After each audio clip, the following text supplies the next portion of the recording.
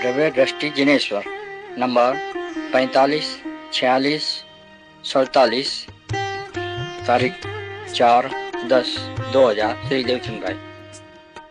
नमो अर्यंताणम नमो सिद्धाणम नमो आयर्याणम नमो उवज्जायाणम नमो लोये सवसावणम नमो समय साराय स्वानुभूत्या चकास्ते चित्त स्वभावाय भावाय सर्वभावांतरचिले मंगलम भगवान वीरो मंगलम गौतमो गणी मंगलम कुंद कुंदार्यो जैन धर्मोस्तु मंगलम सर्व मंगल मांगल्यम सर्व कल्याण कारकम प्रधानम सर्वधर्माणम जैनम जयतु शासनम ओंकार बिंदु संयुक्तम नित्यम ध्यायन्ति योगिनो कामदम मोक्षदम चैव ओंकाराय नमो नमः। श्री द्रव्य दृष्टि जिनेश्वर बोल नंबर 45 पूज्य कांजी स्वामी के वचनामृत।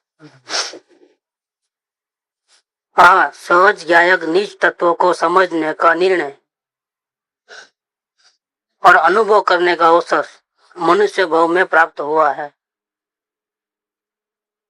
जिस प्रकार चिंतामणि की प्राप्ति दुर्लभ है, उसी प्रकार निगोद से निकलकर त्रस पर्याय की प्राप्ति भी अति दुर्लभ है। एक शरीर में अनंत जीव, उनके ज्ञान का विकास अक्षर के अनंत विभाग में, उनके दुखों का वेदन वे स्वयं करते हैं और केवली जानते हैं। एक सांस प्रमाण काल में 18 बार जन्म मरण करते हैं।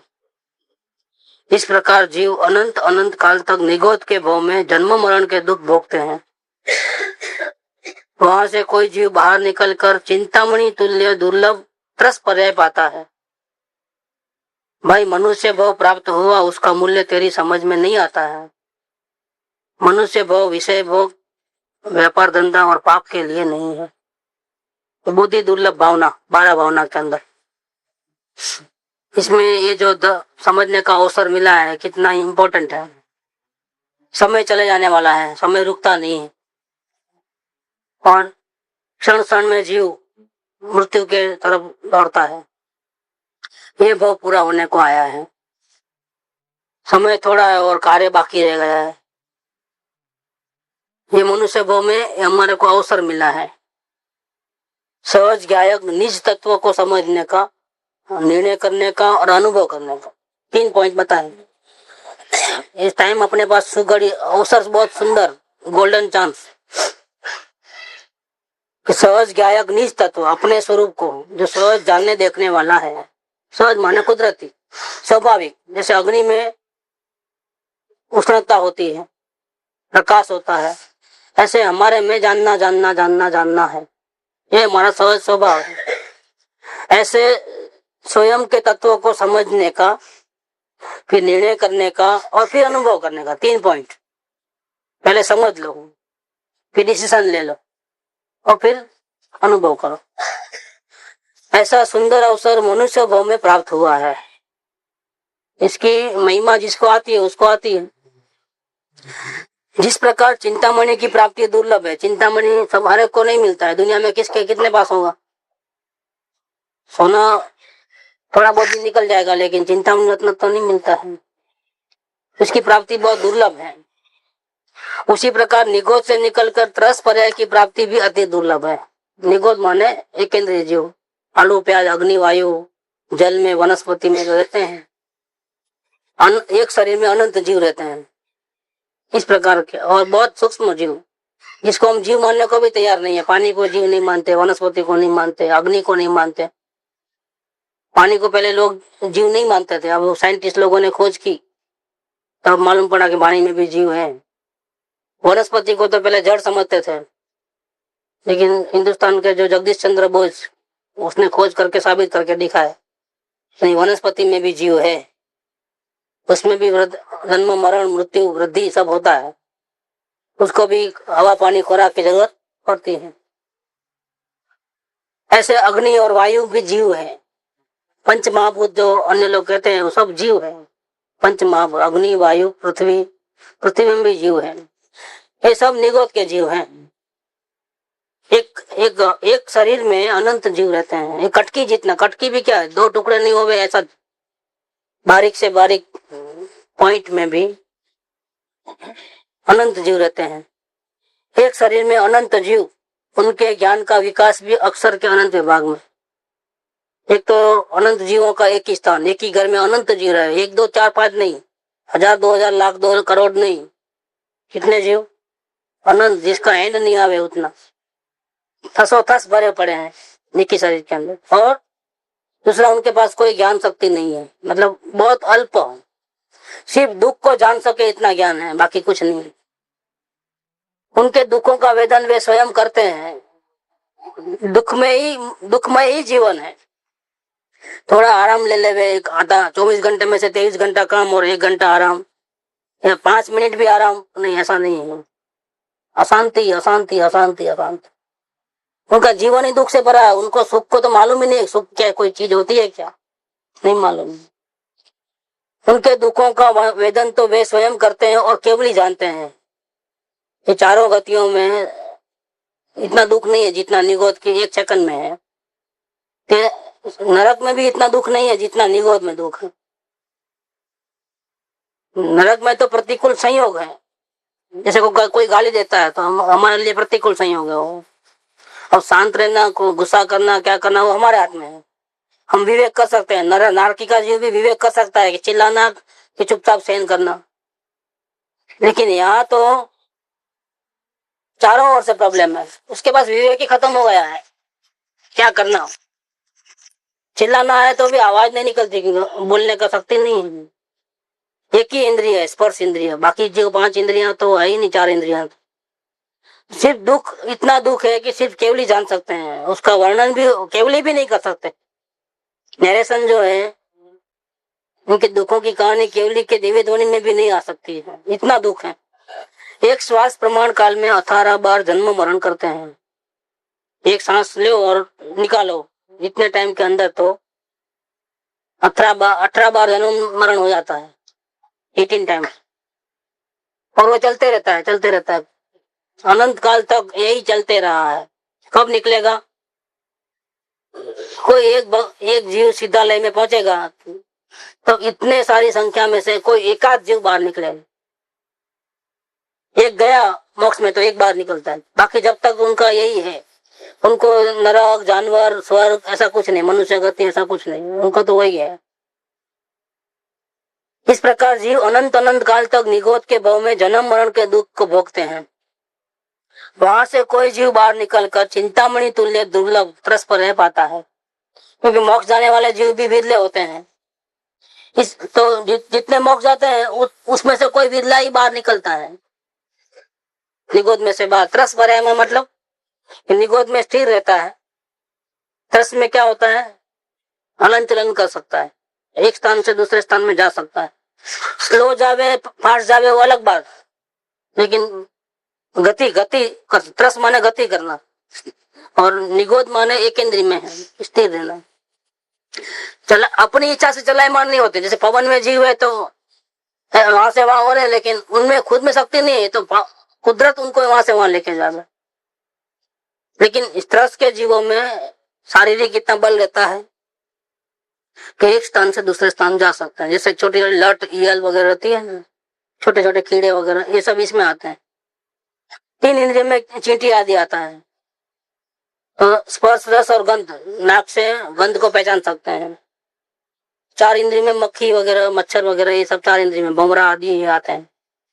और 5 इंद्रियों में पशु पक्षी कई प्रकार के और मनुष्य, ये सब 5 इंद्रियों में। कहते हैं कि निगोद में से बाहर निकल करके इतना बल मिलना कि शरीर को आगे पीछे कर सके, गति कर सके, त्रस पर्याय में आवे, 2 इंद्रिय में आवे, एक इंद्रिय में से 2 इंद्रिय में आवे, समझ लो चिंता में रत्न मिला है। ऐसा भी मिलना मुश्किल है भाई। मनुष्य, तुम तो मनुष्य पर्याय में आए हो, उसका मूल्य तेरी समझ में नहीं आता है। एक एक पल का कितना वैल्यू है समझ में नहीं आता। और सारा समय किस में जाता है, अपना समय बर्बाद किस प्रकार से होता है। अपने अपने अपने बारे में सोचते हैं, आत्मा के बारे में, ये दूसरों के बारे में सोचते हैं, समाज के बारे में, परिवार के बारे में, सुख दुख के अन्य के प्रसंग हो, अपने प्रसंग हो, आत्मा के बारे में कोई नहीं सोचता है और ज्यादातर समय इसमें चले जाता है पाप पुण्य के भाव में। तो ये बर्बादी हो रही है भाई। मनुष्य भाव प्राप्त हुआ, उसका मूल्य तेरी समझ में नहीं आता है। मनुष्य भाव विषय भोग, 5 इंद्रिय में खाने पीना, बोलना चालना, देखना सुनना, विषय और उसका भोग करना, इसके लिए नहीं मिला है। व्यापार धंधा, अपने आप को प्रवृत्ति में रखना, कोई ना कोई बिजी रखना, कमाई आदि में, या तो घर के काम में, या तो और कोई आराम परिग्रह जिसको बोलते हैं, व्यापार धंधे में। और पाप करने के लिए नहीं है। मनुष्य भोग किसके लिए मिला है? अपने सहज ज्ञायक तत्वों को समझने के लिए, निर्णय करने के लिए और अनुभव करने के मिला है। अब हम किस प्रकार से अपना जीवन व्यतीत करते हैं वो देखना। अगर हम अपने स्वरूप को समझने का परिश्रम नहीं करते हैं, अभी समय खो देते हैं, निर्णय भी नहीं करते हैं और अनुभव भी नहीं करते हैं, तो 4 गति में हमारा पता लगने वाला नहीं। तो एक बोल वैराग्य का, बुद्धि दुर्लभ भावना कर लिया। अब दूसरा बोले 46 नंबर का, भाई व्यवहार के कथन सब ऐसे हैं कि उनमें तुम फंस नहीं जाना, नहीं तो अनंत काल में प्राप्त हुआ यह अवसर व्यर्थ चला जाएगा। ये व्यवहार के कथन की लैंग्वेज इस प्रकार की होती है, ऐसा नहीं करो, ऐसा करो, क्या दुकान मत जाओ, मंदिर आओ, कुसंग मत करो, सत्संग करो, स्वचन मत करो, गुरु के शरण में जाओ, ऐसे सब कथन आते हैं। तो उसकी एक मर्यादा होती है, वो सब करना है तो उसकी एक मर्यादा है कि पर्टिकुलर समय में, पर्टिकुलर समय के लिए वो कार्य करना है, हमेशा के लिए वो कार्य नहीं करना है। जैसे समझ लो हमको सामने नदी के सामने जाना है, तो आपको बोलेंगे कि भाई आपको जाना है तो नाव में बैठना पड़ेगा, पैदल जाने का कोई रास्ता नहीं है, फिर बैठना पड़ेगा, फिर आपको उतरना ही है, सामने पहुंचते ही आप उतर जाना, पहुंच जाओगे, लेकिन खबरदार बीच में नहीं उतरना। तो क्या बैठना भी है और नाव में बैठना भी है और नाव को छोड़ना भी है, तो दोनों समझना है। वहां पहुंचने के बाद नहीं, आपने बैठने को क्यों बोला, इसलिए मैं तो बैठे ही रहूंगा, तो नहीं, वहां छोड़ना पड़ेगा। व्यवहार ने के कथन जो बैठने का बोला तो कुछ समय तक बैठना है, छोड़ने को बोला तो वहां पहुंचने के बाद छोड़ना है। इस प्रकार के कथन है वो अधूरे हैं, अपेक्षित कथन है, वो समय की मर्यादा में ही बोले गए हैं। सर्वथा असत्य नहीं है और सर्वथा सत्य भी नहीं है। सत्य पाने का इशारे हैं वहां पर व्यवहार के कथन में। जैसे सत्संग करना चाहिए, सत्संग करते करते पूरी जिंदगी निकाल देवे फिर भी प्राप्ति न होवे तो ऐसा ही बनता है। नजर सत्संग करने के पीछे हेतु क्या है? सत्संग करने को दिनवाणी में आया है उपदेश, कुसंग नहीं करना, सत्संग करना, ये आया है, ये नहीं करना, ये करना, ऐसा आया है। इसके पीछे हेतु क्या है? कि हेतु तो अपने परम तत्व की प्राप्ति है, परम शांति की प्राप्ति वो है। अब सत्संग तो करते ही जावे, लेकिन सत्संग में जो बताया गया रास्ता शांति का वो न करे। ऐसा करते करते भक्ति पूजा दर्शन आदि में ही, सत्संग आदि में, धार्मिक क्रियाओं में ही पूरा समय खत्म कर देवे आयुष्य का। तो ये सत्संग करना चाहिए, कुसंग नहीं करना चाहिए, इस कथन को बराबर समझा नहीं है। वो सत्संग करना भी है क्योंकि हमको सत्संग में आत्म तत्व को जानने की विधि रीत सिखाई जाती है। तो सत्संग करना है उसे लिए विधि सीख करके फिर उसका प्रयोग अपने को करना है। प्रयोग न करें, शांति प्राप्त न हो तो क्या फायदा। तो यहाँ ये बात क्लियर है कि जिनागम में व्यवहार की बातें बहुत आई है, निश्चय को समझाने के लिए भी व्यवहार की बातें बहुत आई है। इतना ही भी कहो कि आत्मा में ज्ञान है, इतना कहो तो भी गड़बड़ है, तो व्यवहार का कथन होगा। क्योंकि आत्मा में अकेला ज्ञान थोड़ा है, आत्मा में तो बहुत सी चीजें हैं। ज्ञान वही आत्मा कहो तो भी गड़बड़ है, क्योंकि ज्ञान तो गुण है और आत्मा द्रव्य है। जानने वाला आत्मा, जो जानता है वो आत्मा, तो वो भी गड़बड़ है। जानने वाला जब सही भी है और गलत भी है।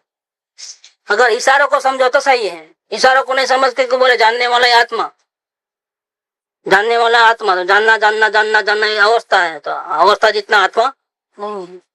ये सारे व्यवहार के कथन इस प्रकार के होते हैं। व्यवहार के कथन में पूरी बातें नहीं आती है। जितना वस्तु है एक आदमी में पहचानने के लिए 10 प्रकार है कि इसका फादर मदर का नाम, गांव का नाम या एड्रेस या कोई भी ऐसे 10 पॉइंट होते हैं।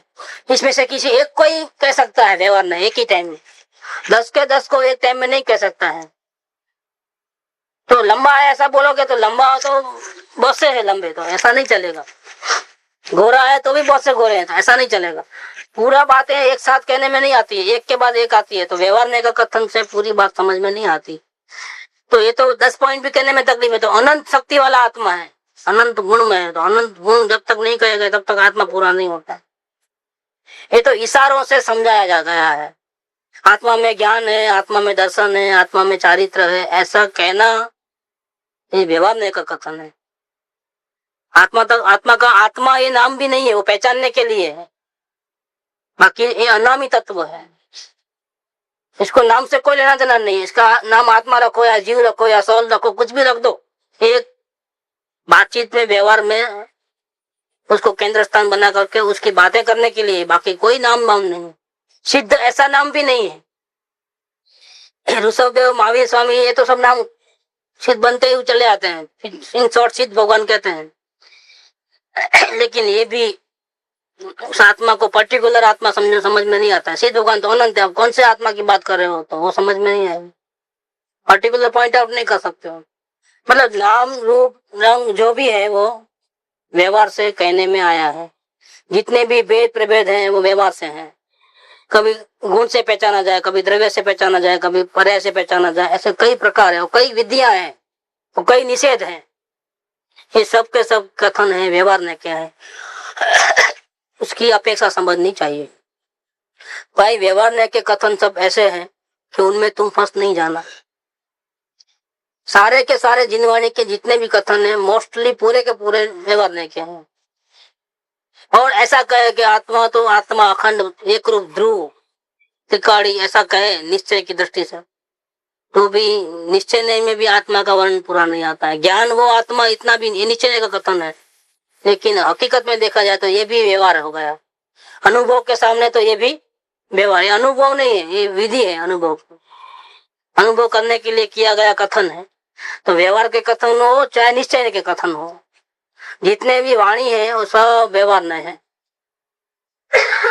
तो फिर कैसे समझाना आत्मा को? समझाना मुश्किल है, इसीलिए व्यवहार की भाषा में समझाया गया है। ऐसा में साल में आया है, स्टार्टिंग में ही आया है कि जब आत्मा को कुछ भी नहीं है तो फिर आप इतना सारा समझाते क्यों हो? समझ में नहीं आता है। तो मूल स्वरूप है वो तो वाणी वचन गम्य नहीं है। केवली के भगवान की वाणी सुनो तो भी आपको आत्मा का अनुभव हो जाएगा, कोई गारंटी नहीं है। क्यों? वाणी सुनने से नहीं, आप प्रयोग करोगे ज्ञान का तो होगा। वहां पर भी साक्षात तीर्थंकर आपको करा नहीं देते अनुभव। जो उपदेश देते हैं तो उपदेश से कार्य होता है, ऐसा भी नहीं है। कार्य तो आपको अपनी ज्ञान शक्ति से करना पड़ेगा। आपके पास जो शक्ति है उसका इस्तेमाल करना पड़ेगा। केवली के वाणी में भी वो ताकत नहीं है। एक बाजू कहेंगे केवली ऐसी कोई वाणी नहीं है, एक बाजू ऐसा कहेंगे परम निमित्त है। योग्य जीव को 1 सेकंड में आत्मा का अनुभव हो जाए, इतना जबरदस्त निमित्त तत्व है केवली। दूसरी तरफ कहते हैं कि नहीं, वाणी है, वाणी में आत्मा का स्वरूप पूरा आता नहीं। तो ये व्यवहार के जो कथन है उनमें तुम फंस नहीं जाना। फंस नहीं जाना माने क्या? कि किसी को ज्यादा मूल्य दे दिया और एकांत कर लिया तो फंस जाओगे। ऐसा प्रारब्ध और नसीब, भाग्य, क्रमबद्ध जिसको हम बोलते हैं, क्रमबद्ध, और एक पुरुषार्थ तो करना ही पड़ेगा। ऐसी बात आती है, पुरुषार्थ भी करना है। दूसरी बाजू कहते हैं कि नहीं, सब क्रमबद्ध है, जिस काल में जब जैसा जिस प्रकार से होने वाला है वैसा होगा। दूसरी बाजू कहते हैं कि नहीं, तुझे शांति चाहिए तो पुरुषार्थ करना पड़ेगा। दोनों कथन ऑपोजिट है, दोनों कथन व्यवहार के हैं। उसका जितना मूल्य है उतना समझ लेना है। इससे आगे अगर पकड़ लिया कि नहीं क्रमबद्ध ब्रह्मबद्ध है ही नहीं, पुरुषार्थ से ही करना पड़ेगा, तो नहीं चलेगा। 4-5 समवाय में पुरुषार्थ एक समवाय है, तो बाकी के 4 को उड़ाओगे तो भी नहीं चलेगा। और अगर ऐसा बोलोगे कि नहीं क्रमबद्ध ही होता है, अपने हाथ की कोई बाजी नहीं है, तो भी गड़बड़ कर लोगे। दोनों का मिलन मेरे इस प्रकार से होना कि अपना काम निकल जाए। जैसे वो छाछ नहीं है, सब मलोते हैं मक्खन निकालने के अंदर, तो दोनों हाथ में रस्सी रहती है, तो दोनों को खींचोगे तो नहीं होगा, दोनों को छोड़ोगे तो भी नहीं होगा। एक को पकड़ना है, एक को टाइट पकड़ना है, एक को छोड़ देना है। लेकिन ऐसा रखोगे तो भी नहीं चलेगा, वापिस ऐसा आना है। हमारा क्रम से तो मक्खन निकलता है। ऐसे चाहे कोई भी कथन हो, हमारे को शांति होवे इस प्रकार से उसका यूटिलाइज करना है, अपने प्रयोजन को सिद्ध कर लेना है, तो सब बराबर है। व्यवहार का कथन भी क्या, निश्चय का कथन भी। लेकिन जिससे हम हट कर लेते हैं कि आपने बोला ना, चलो हम मानते हैं ऐसा ही है, और लेकिन हमारा प्रयोजन सिद्ध नहीं होता तो हमने समझने में गड़बड़ की है, हम फंस गए हैं कथन में, हम फंस गए। एकांत कर लिया है। एकांत करने से ही जैन दर्शन में से बाकी दूसरे धर्म निकले हैं। मूल धर्म है जैन स्यादवाद, दूसरे दूसरे धर्म भी निकले हैं। जैसे वेदांत कहते हैं कि आत्मा द्रव्य निश्चय है, निश्चय से द्रव्य है, शाश्वत रहने वाला है। तो उन्होंने परिणमन पर्याय की परिणमनशीलता को नहीं ध्यान में लिया। बौद्धों ने एक ही बात लिया कि नहीं नहीं सब क्षणभंगुर है, सब क्षणभंगुर है। इसलिए वो कथा वार्ता नहीं करते हैं कि महात्मा पहले वहां था, बाद में यहाँ आया, बाद में ऐसा आया, अभी वहां जाएगा, ऐसी बातें नहीं है। उनका समय तो वर्तमान में शांति कैसे मिले उतना ही उपाय बताते हैं। मरने के बाद क्या होगा, जन्मने के पहले कहाँ था, वो सब उनके पास चर्चा विचारणा नहीं। दूसरे जो पानी पृथ्वी आदि के जो जीव जंतु है उनको तो जीव मानने को तैयार नहीं। जैन दर्शन में तो सूक्ष्मता है, हर एक प्रकार की पूरा डिटेल्ड वर्णन है सबका। तो जितने भी अन्य मत निकले हैं वो जैनों की कोई ना कोई एक बात को पकड़ने के बाद बाकी की बात समझ में नहीं आई, छोड़ दिया, एक ही बात पकड़ लिया। सब लोगों ने अलग अलग कथन को पकड़ा तो अलग अलग मत निकले इसमें से। इस प्रकार से बहुत से मत निकल गए। तो यहाँ कहते हैं कि व्यवहार के कथन सब ऐसे हैं कि उनमें तुम फंस नहीं जाना, अपना प्रयोजन सिद्ध करना। जिससे अपना प्रयोजन सिद्ध हो वैसा व्यवहार संबंध है। एक होए तरण काढ़ मां परमादर्शनो पंथ, आत्मा का ध्यान करने से भी मुक्ति होती है और गुरु के शरण में जाने से भी मुक्ति होती है। क्या शुद्ध चैतन्य की भावना से भी मुक्ति होती है, अवलोकन करने से भी मुक्ति होती है और वेद ज्ञान करने से भी मुक्ति होती है। 5 कथन निकले। एक सम्यक दर्शन की शास्त्रों में 4 व्याख्या है। आत्मा की अनुभूति करना वो सम्यक दर्शन, देव गुरु शास्त्र की श्रद्धा करना वो सम्यक दर्शन, स्व और पर की श्रद्धा करना वो सम्यक दर्शन, 7 तत्वों की श्रद्धा करना वो सम्यक दर्शन है। एक सम्यक दर्शन के 4 पॉइंट। अब कौन सा सही मानना? शुद्ध चैतन्य की भावना करने से अनुभव होता है, गुरु के शरण में जाने से अनुभव होता है, अवलोकन करने से अनुभव होता है और वेद ज्ञान करने से अनुभव होता है, या भक्ति करने से अनुभव होता है। 5-6 कथन निकल गए। अब कौन सा सही समझना बताइए। अब 5 कथन में कोई एक भी रॉन्ग है क्या? सही, 5 के 5 कथन सही है। लेकिन सभी के सभी कथन सभी समय के लिए सही नहीं है क्या? तो 5 कथन है, उसमें क्रम लगाना पड़ता है। सबसे पहले शुद्ध चैतन्य भावना, आत्म कल्याण की अपूर्व भावना। फिर वो भावना को सफल करने का रास्ता क्या है? तो सत्संग, गुरुवाणी का योग, सदगुरु का साथ, सदगुरु में सर्वार्पणता, फिर सदगुरु में भक्ति, फिर अवलोकन, फिर वेद ज्ञान, फिर आत्मा का अनुभव। सभी कथन सही है, लेकिन जब 3rd नंबर पे पहुंचा तो शुद्ध चैतन्य की भावना नहीं, फिर क्योंकि वो एक बार हो गया फिर नहीं, क्योंकि वो कंटिन्यू रहती है, फिर उसको नहीं बोलते हैं।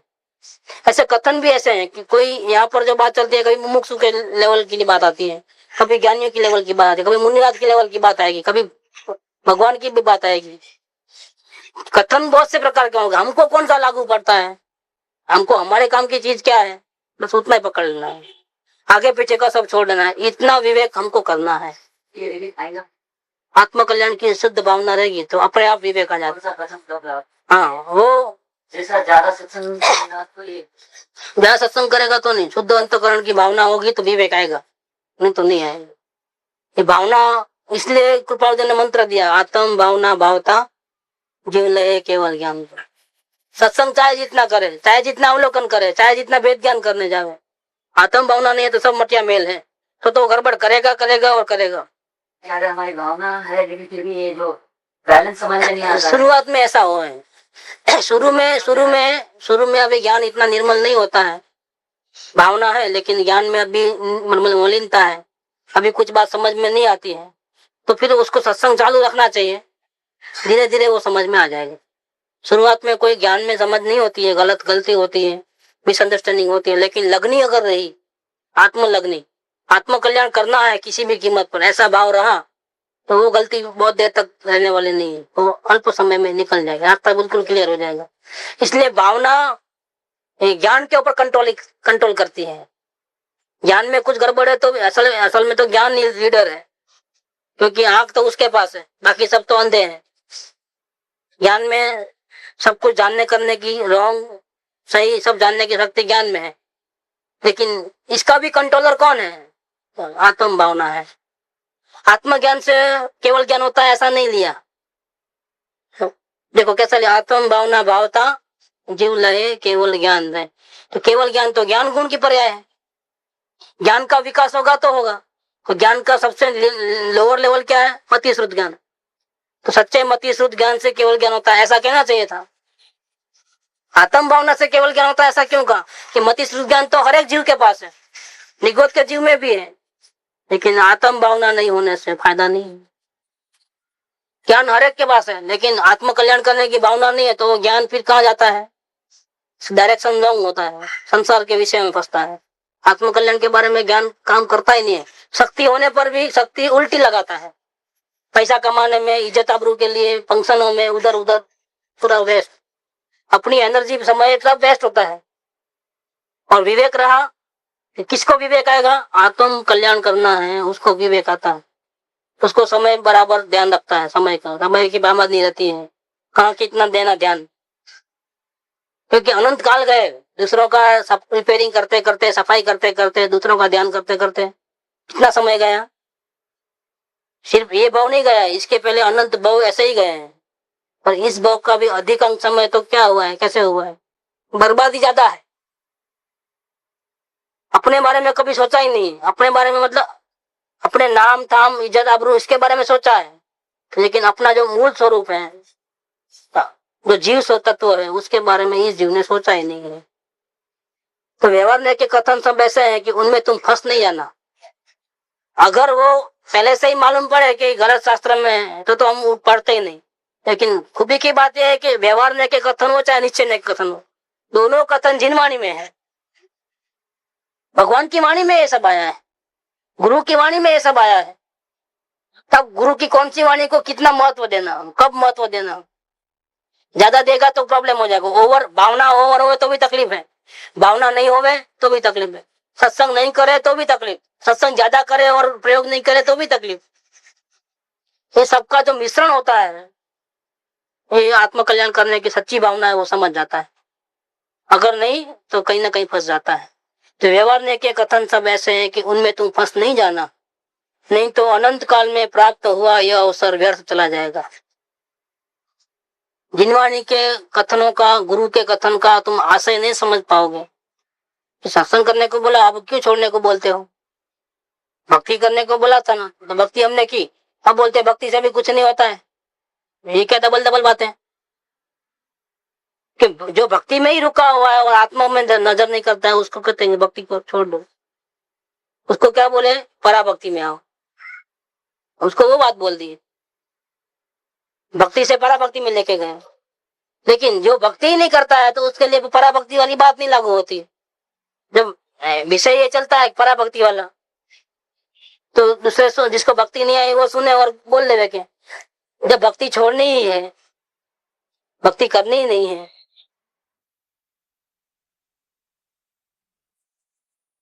में जाना सबको नहीं कहते हैं। जो सत्संग में सर्वार्पण बुद्धि से उसकी आराधना करता है उसको बोलते हैं कि तुम सत्संग में ही जिंदगी गंवा दोगे। सत्संग में तो आत्म कल्याण करने का आया, तो उसके लिए तुम क्या करते हो? अवलोकन कितना करते हो? फिर वेद ज्ञान कितना करते हो? कि सिर्फ सत्संग में होगा धर्म बस? ऐसा नहीं चलेगा। कि सत्संग तो मिलता है बहुत दिन में 3 टाइम, सुबह दोपहर शाम 3 घंटा करोगे। कहीं निवृत्ति क्षेत्र में गए तो 5-6 घंटा और समझ लो, और इससे ज्यादा क्या करोगे सत्संग? असल काम तो सत्संग के बाद हमारा शुरू होता है। सत्संग में तो हमारी गलतियां क्या क्या हो रही है वो समझना है, और सही कैसे करना है वो समझना है, या ज्ञानी पुरुष की कहने का आशय समझना है। अब वो समझने के बाद हम जब सत्संग के बाहर पैर रखते हैं तब हमारा टेस्टिंग चालू हो जाता है। तब हम अपने सदगुरु की बात कितना हम लागू करते हैं, कितनी हम सावधानी में रहते हैं। संसार में फंसते हैं कि हम सब कार्य करते हुए भी हम जागरूक रह सकते हैं। ये हमारा टेस्टिंग पीरियड वहां से शुरू होता है। सत्संग के एरिया से बाहर जाओ तो वो पूरा का पूरा एरिया, इवन अपने घर दुकान में जाओ तो भी वो डेंजर जोन है हमारे लिए। यहाँ से बाहर निकले कि डेंजर जोन है। फिर वहां विवेक अपने अकेले को करना पड़ता है, और यहाँ विवेक करने की भी जरूरत नहीं है। क्यों? तो जो माहौल है उसमें विवेक अपने आप बन जाता है। उसके लिए हमको कोई सावधानी की जरूरत नहीं है। अपने आप को आत्म कल्याण करना है, करना है, ऐसा याद करने की जरूरत नहीं है, क्योंकि वो कार्य तो हो ही रहा है।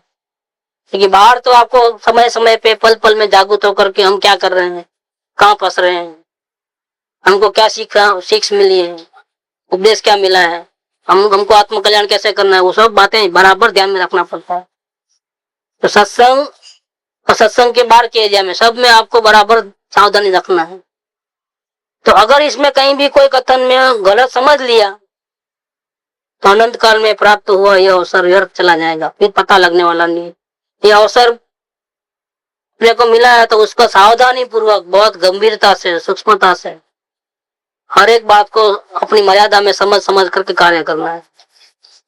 एक जगह जाना है तो साइकिल ऐसे लेफ्ट राइट, यहाँ से लेफ्ट जाना है, यहाँ से राइट जाना है, ऐसा बोले तब वही वो हिसाब से वो हैंडल फिराता है तो कहाँ पहुंचेगा। लेफ्ट राइट करते रहेगा तो इतने में ही आएगा, लेफ्ट जाएगा बात इधर वापस राइट जाएगा, इतने में ही घूमती। तो कौन से टाइम में लेफ्ट, कौन से टाइम में राइट, ऐसा समझना है ना। कौन सी गली में लेफ्ट जाना है, कौन सी गली में राइट जाना है, टाइम पीरियड वहां पहुंचने के बाद, नहीं तो मंजिल तक पहुंच ही नहीं सकोगे, यहाँ ही लेफ्ट राइट करते रहोगे। तो ऐसा नहीं चलता है। तो सारे कथन अधूरे हैं, क्योंकि वस्तु महान है और कथन है वो एक एंगल को बताने वाले। अगर एक एंगल सही होता तो फिर बाकी सब दूसरे झूठे हो जाते हैं। ऐसा नहीं है, सारे कथन मिलेंगे तब वस्तु का पूरा, लेकिन वो पॉसिबल नहीं, हमारे पास इतना समय भी नहीं है कि हम पूरे आत्मा की पूरी महिमा हम सुन सके। पॉसिबल हमारे पास कहाँ समय है, वो तो हमको इशारों से ही समझना पड़ेगा। और भावना वाला जीव तो इशारों से भी समझ जाता है, और भावना नहीं है तो पूरा समझा दो तो भी नहीं समझेगा। सब डिपेंड करता है भावना पे। इसलिए इनका ये कहना है कि व्यवहार ने के कथन सब ऐसे हैं कि उनमें तुम फंस नहीं जाना, नहीं तो अनंत काल में प्राप्त हुआ यह अवसर व्यर्थ चला जाएगा। अब 47 नंबर का बोल। इस अनादिकालीन अविवेक के नाटक में हमने क्या किया है, विवेक खो दिया है, समझ नहीं है। तो जो काम नहीं करना चाहिए वो किया, और जो करना चाहिए उसको हमेशा लेफ्ट, हाँ करना है, हाँ करना है, हाँ करना है करके कभी किया नहीं। विचारणा में कभी कभी रखा, लेकिन बहुत समय तो ऐसा हुआ कि भूल ही गए कि ये भी एक काम है। दूसरे कामों के लिए इतनी फर्स्ट प्रायोरिटी में वो रहते थे, आत्म कल्याण के नंबर लास्ट में था, तो इसीलिए वो याद ही नहीं आए बहुत दिन तक। क्योंकि पहले वो पते तो ही आवे ना, वो निकलने और फौरन दूसरे इमरजेंसी आ जावे पूरे कार्य। आत्म कल्याण का कार्य करना है, वो कहाँ है, नीचे की फाइल में, वो फाइल कभी उठे ही नहीं। ये हमारा अविवेक है, नाटक। इस अनादिकालीन अविवेक के नाटक में, अर्थात चैतन्य प्रभु आत्मा और राग की एकता के नाटक में, राग माने इच्छा है, करूं धरूं, ये राग। क्योंकि मन में आप देखोगे एक सेकंड भी अंदर में तो कुछ ना कुछ करना धरना है, ये नहीं करना है, ये करना है, ये ध्यान से सुनना है। देखो इसका मतलब उपयोग को कहीं संसार के विषय में लेके नहीं जाना है। देखो है निषेध, विधि निषेध दोनों रहेगी, ये करना है और ये नहीं करना है, दोनों साथ में रहते ही हैं। राग और द्वेष उन दोनों की जोड़ी है, राग और द्वेष की जोड़ी है। ये करना है मतलब कि इसके अलावा और नहीं करना है, ये आ गए साथ में, बोलने की जरूरत नहीं, कुछ नहीं करना है, यही एकमात्र करना है। तो इसमें जो करना है वो राग और नहीं करना है वो इसकी जोड़ी है। तो ऐसे राग की एकता के नाटक में फुदगल ही नाचता है। गायक प्रभु तो गायक रूप ही रहा है। जो ऐसा करूं नहीं करूं कि जो भाव होते हैं, फिर भाव होने के बाद उसकी क्रिया होती है, एक्शन रिएक्शन सब होते हैं, इन सब में जीव तत्व नहीं है। जैसे खाना खाने का भाव हुआ तो फिर किचन में जाना होता है, थाली परोसे तो एक के बाद एक खाना होता है। ये सब क्रिया किसकी हो रही है, जीव की क्रिया नहीं हो रही है। ये सारी की सारी क्रिया किसकी है, गया कौन, फिरसा कौन, खाया कौन, चबाया कौन, पचाया कौन, सब कौन? जीव नहीं आता इसका। पूरे नाटक में जीव नहीं है। जीव है लेकिन उसका काम एक ही है, रोल एक ही काम करता है वो। जैसे आंख का रोल क्या है? सिर्फ देखना। काम कौन करे? हाथ करे। दौड़े कौन? सुने कौन? वजन उठाए कौन? आंख तो सिर्फ देखने का काम करे। इसी प्रकार से आत्मा का रोल एक ही रहता है, जानना जानना जानना जानना। जितने भी भाव है करना और नहीं करने के, उसके बाद जो भी क्रिया होती है एक्शन रिएक्शन में, उसमें सब जड़ की क्रिया हो रही है। ज्ञायक प्रभु तो ज्ञायक रूप ही रहा है। वर्ण आदि में पुद्गल नाचता है। जैसे हम कलर देखते हैं, गंध, सुगंध, दुर्गंध, ठंडा गरम, ये सब क्या हो रहा है? ये सब अनुभूतियां हो रही है ना। गरम चाय लो, ठंडा दही ले लो, ये सब में पुद्गल नाचता है। ठंडा गरम पुद्गल है, वजन हल्का पुद्गल है, काला पीला लाल पुद्गल है, सुगंध दुर्गंध पुद्गल है, नरम कठिन पुद्गल है, सब पुद्गल है। वर्ण आदि में पुद्गल नाचता है, राग में पुद्गल ही नाचता है, करने धरने में भी पुद्गल ही पुद्गल नाचता है। मतलब केंद्र बिंदु में पुद्गल है। तो राग में भी पुद्गल नाचता है। अभेद ज्ञान में पुद्गल ही अनेक प्रकार का दिखाई देता है। अभेद ज्ञान करो अगर आप, तो देखता है तो भी पुद्गल की क्रिया हो रही है, खाता है पुद्गल की क्रिया हो रही है। ऐसा कॉमन तत्व लोगे आप, सब जड़ का व्यवस्था इधर से उधर, इधर से उधर, इधर से उधर हो रहा है, हेरा फेरी हो रही है। कहीं भी आत्मा इन्वॉल्व नहीं है। आत्मा तो सिर्फ इतना ही इन्वॉल्व है कि वो तमाशा देखने वाला है सब, असल में देखा जाए। बाकी ना आत्मा ने खाया, ना देखा, ना सुना, ना चखा, कुछ नहीं किया। आत्मा ज्ञान रूप रहा है, जानने जानने मात्र रहा है। खाया गया, देखा गया, सुना गया, इन सबको जानने वाला आत्मा रहा है। वो कोई खेल में बीच में इन्वॉल्व नहीं हुआ है। तो राग में पुद्गल ही नाचता है। अभेद ज्ञान में पुद्गल ही अनेक प्रकार का दिखाई देता है। जीव तो अभेद एकाकार है। खाते बखत भी जानता था, पीते बखत भी जानता था, देखते बखत भी जानता था, सुनते बखत भी जानना जानना जानना। नींद में भी जानता था, शरीर सो गया था लेकिन ये जानता था। नींद अच्छी आई इसने जाना, नींद बराबर नहीं आई उसने जाना, सपने आए इसने जाना। जानने का काम नींद में भी चालू रहा। जीव तो अभेद एकाकार है। इसीलिए वर्ण आदि राग आदि पुद्गल ही है। इसलिए हम जो कुछ भी देखते हैं, जो कुछ भी सुनते हैं, जो कुछ भी भोगते हैं, जिसकी भी हम इच्छा करते हैं, ये सब क्या है? चैतन्य नहीं है, ये सब पुद्गल पुद्गल पुद्गल है। मतलब ये चैतन्य जड़ के नाटक में, जड़ के स्वांग में खो गया है। इतना अपने आप को बर्बाद कर दिया है इसके पीछे, वहीं ध्यान लगा कर। तो अपने को देखता ही नहीं, स्वयं को नहीं देखता। तो उसमें आता है अपनी शुद्धि भूली आप विसराए हो, जो सुख नलिनी के ऊपर लटका है वैसा आया है। लोग शास्त्र में दृष्टांत ऐसा है कि एक पोपट जो उड़ता उड़ता है, तो पेड़ के झाड़ होते हैं ना जंगल में, शिकारी लोग उसको फंसाने के लिए क्या करते हैं, दो झाड़ के बीच में रस्सी रहती है, रस्सी के ऊपर पोली बुंगड़ी रहती है प्लास्टिक, क्यों ऐसा वजन आते ही ऐसा घूम जाए। अकल थोड़ा जोर से पवन आया तो भी घूमते रहे वो बुंगली इतनी बार। तो दो झाड़ के नीचे बांधते हैं रस्सी, उसके ऊपर रहता है बुंगड़ी। तो जहाँ पेरू होता है ये बाजू, तो वो आकर के वहां बैठता है, ऊपर आकर के जैसा बैठता है बुंगड़ी के ऊपर ऐसा पूरा उल्टा हो जाता है, क्योंकि उसका वेट वो संभाल नहीं सकता, पूरा घूम जाता है। तो वो तो हाथ में मिलता नहीं है फल, लेकिन ये उल्टा लटक जाता है। तो उड़ता उड़ता आया है, उसका उड़ने का स्वभाव है, उसका कोई फंसने का स्वभाव नहीं है। और बुंगड़ी ने तो उसको पकड़ा नहीं है, लेकिन हालत ये हुई कि जैसा उल्टा हुआ उसने डर के मारे बुंगली को और पकड़ लिया जोर से, और वो ऐसा मन में ऐसा आया उसको कि मेरे को किसी ने पकड़ लिया है। वो ऐसा जबरदस्त गुस्सा हो गया इसको कि वो शिकारी आता है, डोरी को नीचे उतारता है, इसको पकड़ता है, तब तक वो छोड़ने को तैयार नहीं है। ऐसा माइंड के अंदर ऐसा उल्टा घुस गया, तब मेरे को किसी ने पकड़ लिया, अब मैं कैसे उड़ूंगा, अब मैं कैसे उड़ूंगा।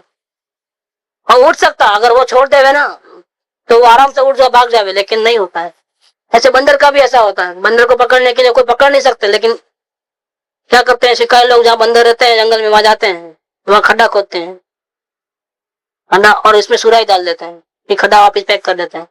मुंह इतना छोटा रहता है और अंदर इतना रहता है, और क्या अंदर वो लोग चने भर देते हैं, वो चना का सुगंध उसको आती है तो कहीं से भी आता है, शिकायत चले जाता है, क्योंकि उसके हाथी में तो आएंगे नहीं, वो चले जाता है। और वो आता है बंदर तो हाथ डालता है।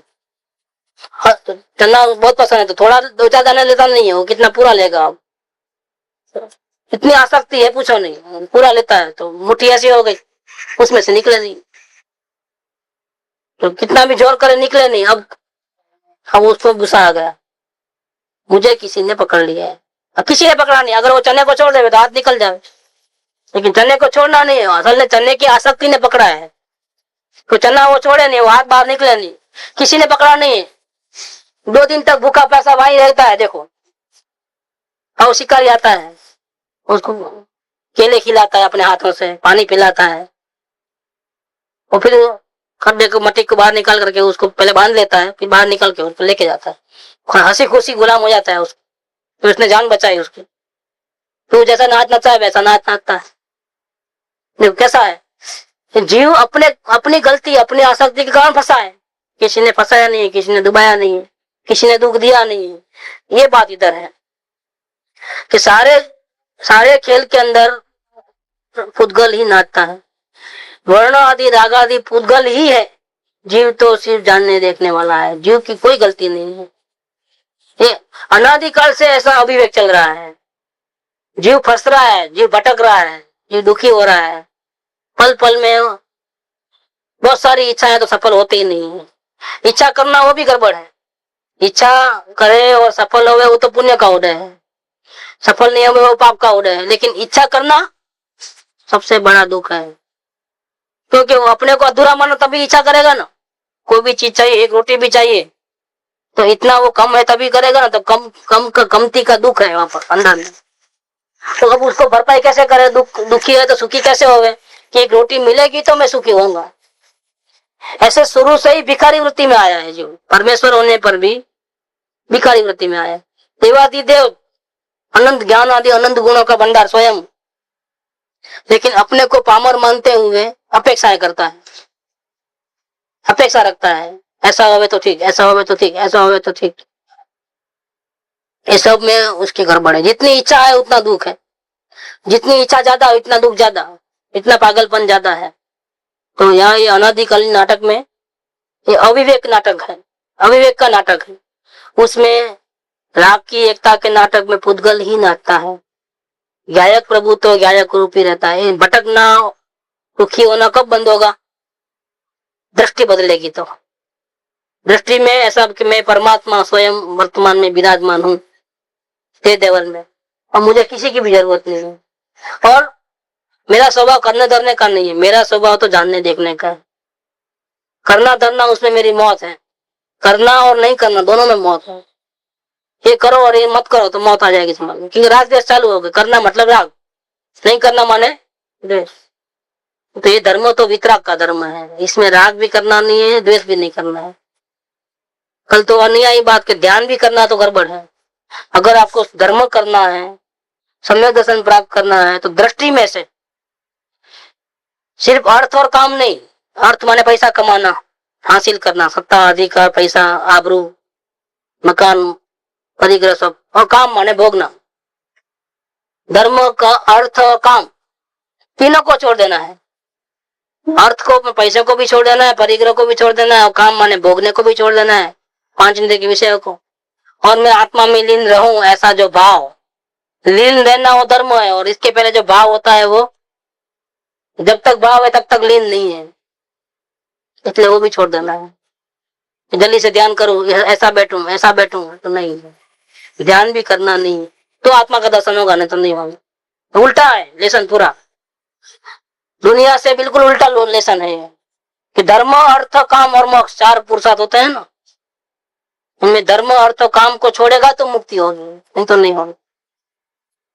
सिर्फ संसार के भोग विलास को छोड़ना है, पाप और पुण्य को छोड़ना है, और धर्म को रखना है तो नहीं चलेगा, उसको भी छोड़ना है। धर्म अर्थ काम तीनों को छोड़ना है, मतलब ध्यान भी करना नहीं है। जैन दर्शन के अंदर ध्यान करना नहीं है। दृष्टि में से सबको हटा दोगा तो ज्ञान फ्री हो जाएगा, तो ज्ञान गायक की तरफ ढल जाएगा, ध्यान अपने आप हो जाएगा। करना वाली बात नहीं है जैन दर्शन के अंदर। सांस को देखो, चक्र को देखो, योगा करो, प्राणायाम करो, ये करो वो करो, वो तो जैन दर्शन में है ही नहीं। आत्म ध्यान करो, ये भी जैन दर्शन में नहीं है। अगर वो है तो गड़बड़ है बहुत। हो जाना चाहिए, ऐसी समझ पैदा हो कि वो अपने आप हो जावे और लफड़ा अपने आप निकल जावे और सही अपने आप सेटिंग हो जावे नेचुरल कोर्स के अंदर। जैसे केरी में से आम बनता है, आम के झाड़ पे अपने समय पे फूल आते हैं जिसको मंजरी कहते हैं, कच्ची केरी होती है बाद में पक्का होता है, ये सब नेचुरल होता है कि अपने आप कोई करता है वहां पर। ऐसे अज्ञान दशा निकल जाकर के ज्ञान दशा अपने आप हो जाता है। अपने आप होवे ऐसा कैसे होवे वो समझना है। वो हमारा दिमाग में आता है, हमारा प्लानिंग हमारा ऑटोमेटिकली इसी प्रकार से चलना होता है, इसी प्रकार से पुरुषार्थ होता है। रॉन्ग पुरुषार्थ अपने आप बंद हो जाता है, सही पुरुषार्थ अपने आप चालू हो जाता है।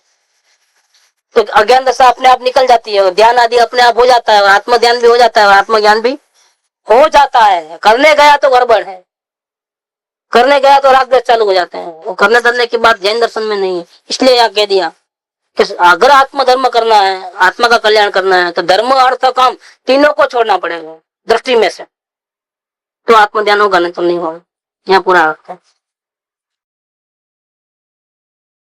सुख धाम अनंत सुसंत चही, दिन रात रहे तद ध्यान मही। प्रशांति अनंत सुधामय जे, प्रणमो पद